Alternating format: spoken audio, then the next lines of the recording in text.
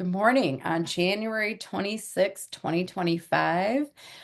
Today, Melissa and I are going to be talking about gates 60, 41, and 19, how these relate to the new year and astrology in the time of Aquarius. But okay, here we go. Gate 41. So the sun is currently in gate 41, and also what else is in gate 41 right now? Just the sun. Okay, so the sun is in gate 41, but Melissa has her south node here, and I don't think I have anything in 41. No. So it's just the sun is in 41 in Melissa's south node.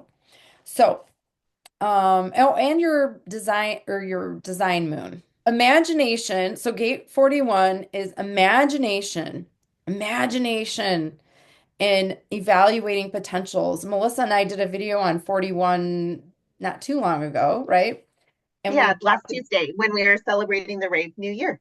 when we were because the Rave New Year happens in the Gate 41. So go back and watch that if you want to hear about the Rave New Year and Gate 41. But the sun is still in Gate 41 right now.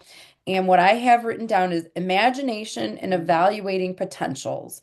Living within limited resources gives the occasion for dreams and fantasies to arrive. So like going from that 60 where we there was this restriction and acceptance, we're transitioning over into imagination. So like I'm imagining like when there's some sort of surrender in that gate 60 where you're like recognizing the limitation and accepting and going okay and like settling down, and then you're transitioning over into imagination. It's like, what can we dream up? What can we create? And it's dreamy and fantastical. And so it is a collective circuit, and that emanation was that word we came up with. Well, we didn't come up with it, but it was in the gene keys, right? Emanation. Do Emanation. You got the shadow of the fantasy, the gift is anticipation, the siddhi of emanation. when you emanate from within, right? And then what I got, the card that I got for this was very good as well. Let's see. It says the seas of Mintanka, and it's a picture of like water, it looks very oceanic. And it says seeing the potential. I'm like, yeah, seeing the potential and bringing unconsciousness to light. So bringing those things from the unconscious to the light, bringing that up. So that's the card that was drawn for that. Tammy, And what deck are you using to draw your cards today? You might have said that earlier, but just in case I missed it. I've got two different um card decks I'm using. Let me show you. So the one I'm pulling from right now is called the Starseed Oracle, and it is such a beautiful book. It's Rebecca Campbell and artwork by Danielle Noel. But it's yeah, the Starseed Oracle, very good. I find that it's right on so many times. But anyway, I mean, seeing potential and evaluating potentials is actually in the word of the Gate 41, and then this says seeing the potential. So it's like, okay, telling you the same thing, which I love. That's like always confirmation, right? I'm just going to Mhm. read a little bit of it. So the Seas of Mintanka. I don't know where that is. If anybody knows what Mintaka is, tell us and we'll learn from each other. How can you see the potential in the situation that you're facing, and what unconscious patterns are you being called to bring to light? So how can you see the potential in the situation you're facing, and what unconscious patterns are you being called to bring to light? Mhm. And according to Carl Jung, that which we do not bring to consciousness appears in our life as fate. So Hmm. bringing things to consciousness gives us a little more co-creation power to like help create, versus when you leave it in the unconscious, it just comes up and surprises you for the better or for worse, right? And that's kind of our design side of our body graph as well. We're like, well, that's not us. or that's not me. I don't do things in that manner. And then unconsciously, yes, you do.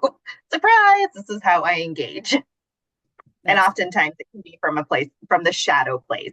So yeah. with gate 41, I will elaborate in the fact that it's very common for us to just sit in the place that sounds so delightful. Only if I found the love of my life, only if my boss figured out how to make changes in their leadership style. Only if, and when we live in that only if, we stay within the fantasy and then we never move into those changes, the things that we're hoping to emanate in the world in order to make those changes. So, real quick, I looked up Mintaka. That's Mintaka, correct, Tammy? Correct. So from what I can see, it's a multiple star system with combined, it is itself as a triple star composed of three blue stars and a class of O bright giants. So it's a star system out there. I love it. And I see something in here. It says it's considered to be a water planet. Like, so maybe one of the planets is a water planet. Could be. That's pretty Could be. cool. I'd have to read more, but that's Yeah. interesting. So before we move on to that was awesome. No, before we move on to the 19, this is a point that I did not make yet, is that gate 60 is in the root chakra. Gate 41, whoops, is also in the root chakra. Gate 19 is also in the root chakra, which brings me to the Chinese New Year and the new moon. So the new moon and the Chinese New Year are going to happen in gate 19. That's coming up on in 4 days on the 29th of January. So this is so interesting to me how things like blend and line up. But so this year in Chinese, the Chinese New Year is going to be the year of the snake. And in many esoteric practices, they believe that there is like a Kundalini snake coiled at the root chakra, and that when Kundalini arises, it winds its way all the way up through all of the chakras. So that's called like a Kundalini awakening, is when the serpent at the base of your root chakra in the bowl of your pelvis, um, all the energy centers are activated. It looks like a snake. It's not a real snake. It looks like a snake because the energy weaves itself up the chakras. One of the things that really attracted me to human design was that they acknowledge the chakras in this system, in the Rave mandala. And I always thought that was very clever. Now I know we're evolving and changing. The mandala may change after 2027, but we don't need to go there yet. But it's very interesting to me that all of these three gates are in the root chakra.